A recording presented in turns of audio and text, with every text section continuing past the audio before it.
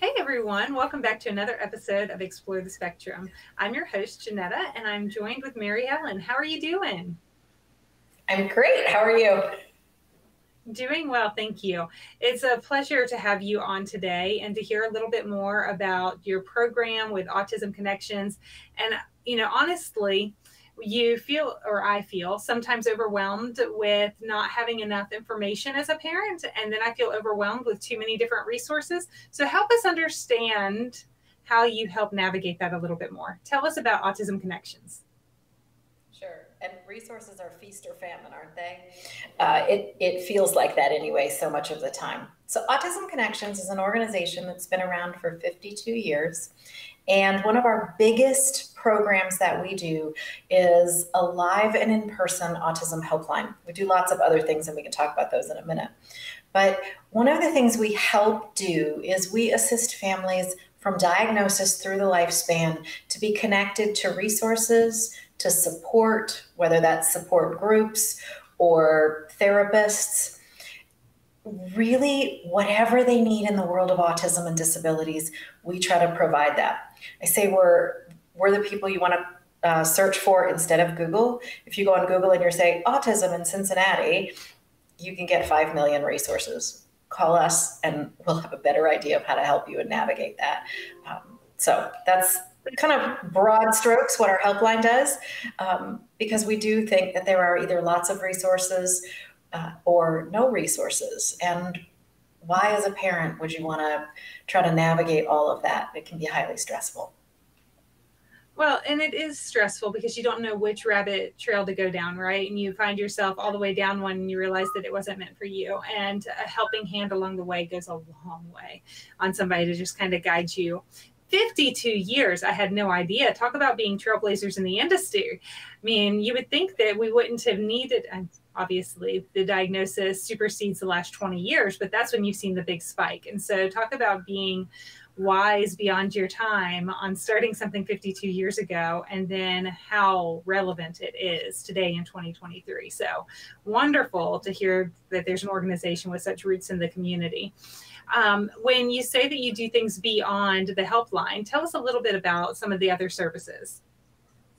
So we really have made a strategic decision to work not primarily with, I guess I should say, with transition and adults. It's not that we don't work with individuals from diagnosis on, but there are lots of resources. So we connect people in that way.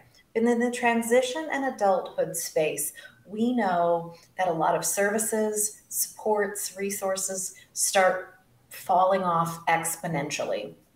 So we do social programs where the goal is to practice social skills, but in an environment that is fun, not in a therapeutic environment, run by therapists and or individuals who have a lot of experience, intervention specialists and such.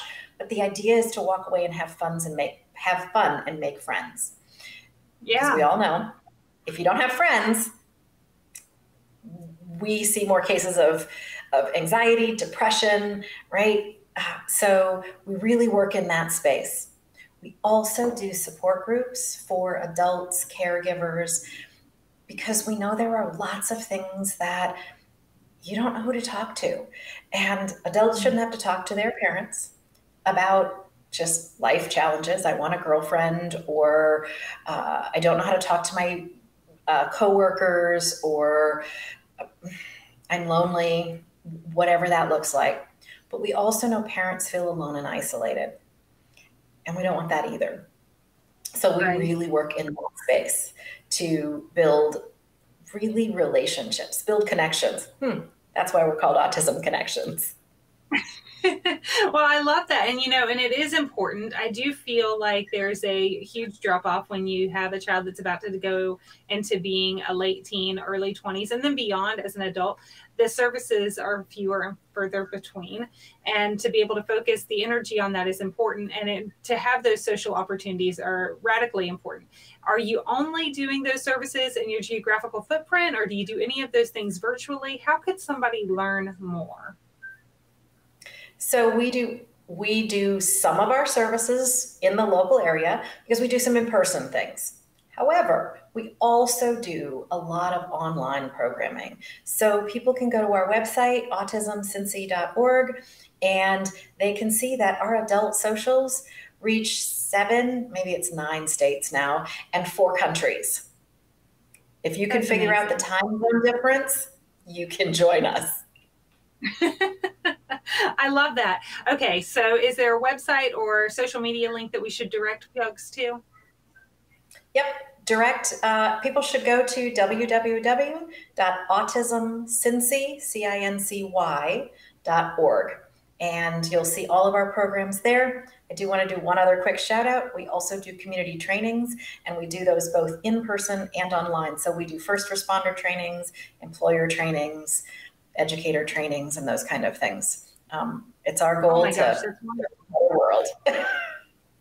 Okay, so whether you're a professional or you're a parent or you're watching right now just because you have a soft heart for our community, this is a resource that I encourage folks to know about and to share. So go ahead and check out their website, look at what all they're doing, because while they focus on Cincinnati and Ohio and Kentucky, I mean, it could be just as relevant to me and my family here in Florida.